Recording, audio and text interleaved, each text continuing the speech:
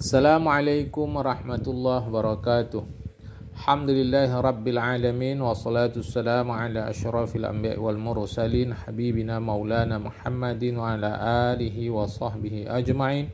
Man yahdillah fala mudhillalah wa man yudlil fala hadiyalah. Kita lanjutkan membaca kitab Lataiful Ma'arif Wadhifatu Syahri Dzil Qa'dah. Qala al-musannif rahimahullahu ta'ala wa nafa'ana bi'ulumihi fid darain amin. Thumma qala kana Sufyanus Tsauri yasumu salasata ayyamin minasyahri fayura atharu dzalika alaihi wa kana ghairuhu fi zamanihi yasumu ad-dahra fala yadhharu alaihi atharuhu. Adalah Syekh Sufyan Ats-Tsauri berpuasa 3 hari setiap bulan tanpa pengaruh negatif pada tubuh beliau. Sementara selain beliau, orang-orang yang sezaman dengan beliau berpuasa sepanjang tahun, tak tampak pengaruh negatif puasa itu pada tubuh mereka.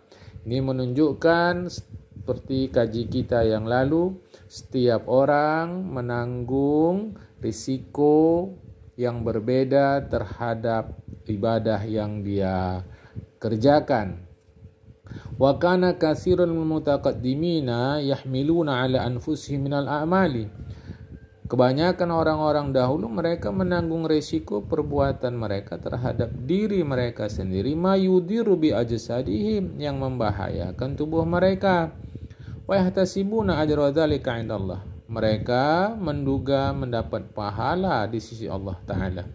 Wa haula'i qaumun ahlu sidqin wa jiddin wa ijtihadin fayuhayyuna 'ala dzalika. Mereka adalah orang-orang yang jujur, yang serius, yang bersungguh-sungguh.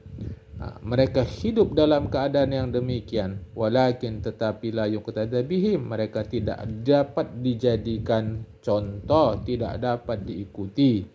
Wa inna ma yuqtada bi sunnati Rasulillahi Muhammad SAW. Sesungguhnya yang dapat dijadikan contoh, yang diikuti adalah sunnah Rasulullah Muhammad SAW.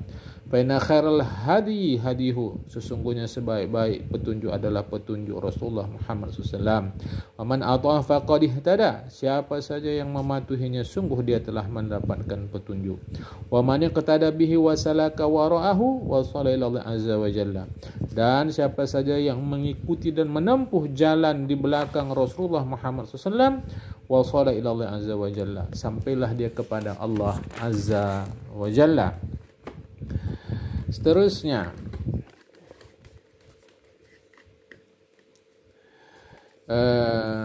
waqad kana, ya, seterusnya.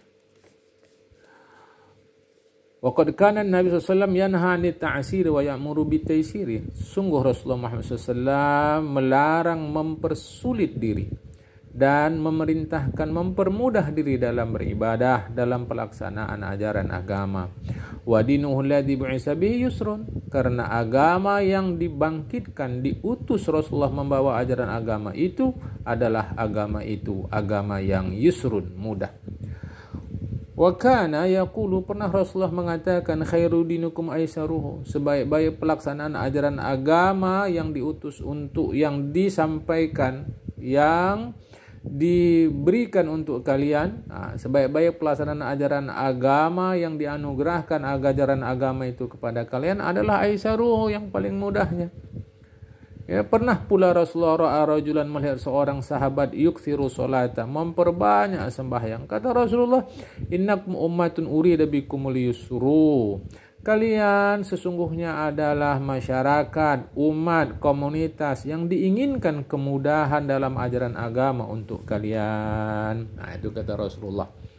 Walam yakun aktsaru tatawu'in Nabi Muhammad SAW wa khawas ashabi kasrati shaumi wa salati. Tidaklah kebanyakan ibadah tambahan Nabi Muhammad SAW dan orang-orang istimewa di kalangan sahabat beliau dengan memperbanyak puasa dan sembahyang.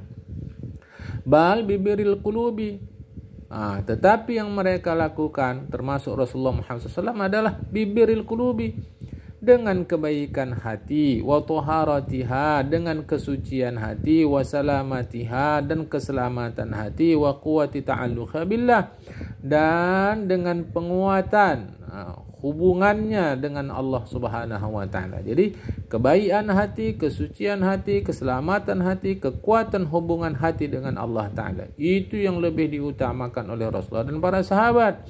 Khasyatan lahu wa mahabbatan, karena takut dan cinta kepada Allah, wa ijlalan memuliakan Allah, wa ta'ziman mengagungkan Allah, wa rughbatan fi ma indahu dan mengharapkan keridhaan di sisi Allah, wa zuhdan fi ma yafna dan lepaskan gantungan hati terhadap dunia yang binasa.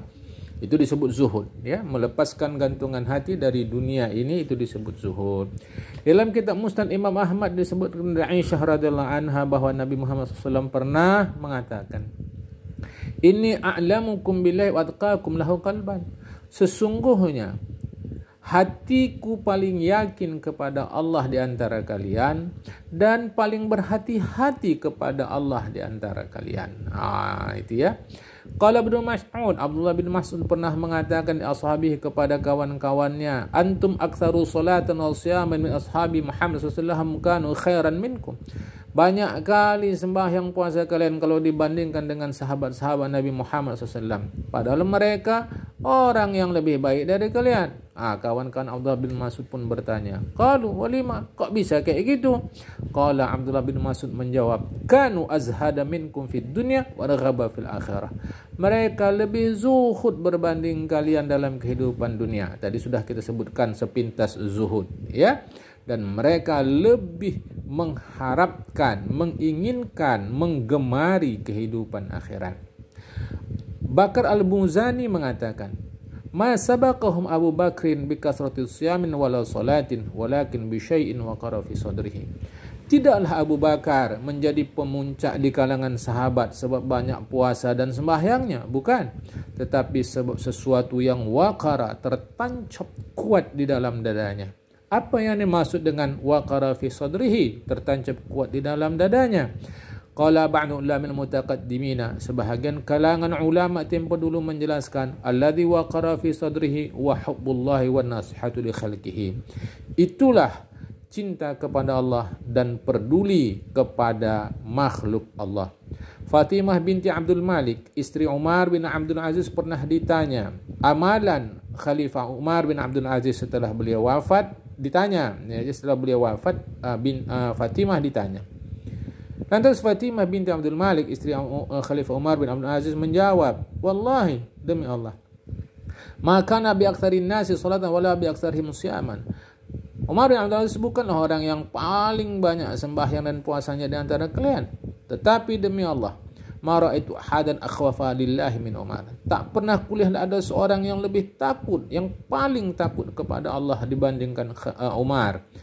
Pernah laqad kana yudhkarullahu fi firashi. Pernah waktu di tempat tidurnya disebutkan Allah Subhanahu wa taala, fayantafidun tifadul usfuri min syiddati khauf. Dia bergerak ke sana kemari seperti bergeraknya burung di dalam sangkar sebab takut kepada Allah taala. Hatta naqul, sampai kami bilang, la yusbihanna an-nas wa la khalifata lahum. Seakan-akan manusia ini besok tak ada lagi pemimpin mereka. Saking kan Khalifah Umar bin Abdul Aziz merasakan kebesaran Allah taala. Sebahagian ulama tempo dulu mengatakan, ma balagha man balagha indana bi kasrati salatin wala siyamin. Tidaklah kalangan orang soleh di kalangan kami sampai kepada derajat tinggi di sisi Allah sebab banyak sembahyang dan puasa. Walakin bisa khawatin nufusi, tetapi dengan sebab kedermawanan hati, wa salamati suduri, kelapangan dada, wa nusril ummati, dan peduli kepada orang lain. Wazada ba'duhum, sebagian ulama pula, sebagian di kalangan mereka menambahkan, wahtiqari anfusihim, sebab mereka sadar betul akan kehinaan diri mereka. Ihtiqar, menghinakan diri maksudnya. Disebutkanlah kepada sebahagian ulama dulu betapa hebatnya keseriusan orang Bani Israel dalam beribadat kepada Allah. Lantas diberikan keterangan, ingat, innama yuridullah minkum sidqan niyati fima indahu. Sesungguhnya Allah menginginkan kejujuran niat kalian terhadap apa saja yang ada di sisi Allah Subhanahu wa taala. Faman kana billahi arafa, siapa saja paling mengenal Allah, paling takut kepada Allah, paling menginginkan apa saja yang ada pada diri Allah, fahuwa afdalu, dia orang itu lebih utama, mimman dunahu fi dzalika, berbanding orang yang tidak demikian. Sekalipun orang lain itu kasura samu salatuhu, banyak sembahyang dan puasanya, tapi kurang mengenal Allah, kurang rasa takutnya, kurang mengharapkan ridha Allah Ta'ala, maka orang itu walaupun banyak puasa dan sembahyangnya lebih rendah berbanding orang mengenal Allah, lebih mengenal Allah, lebih takut kepada Allah, lebih mengharapkan ridha Allah Subhanahu wa ta'ala. Nanti kita sambung. Qala Abu Darda. Assalamualaikum warahmatullahi wabarakatuh.